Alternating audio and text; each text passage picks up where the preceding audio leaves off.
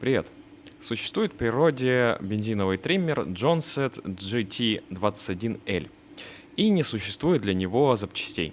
Точнее, может быть, какие-то запчасти для него и есть, но вот храповика стартера точно не существует. И вот прибыл к нам на ремонт такой бензиновый триммер, и вот вы видите, это старый храповик, который поживала жизнью.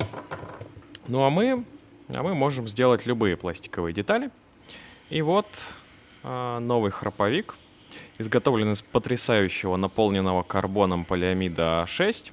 А восстанавливать такую технику, я думаю, есть смысл, потому что она, как вы видите, made in USA, а не made in China, как сейчас все делается. Поэтому контакты найдете в закрепленном комментарии.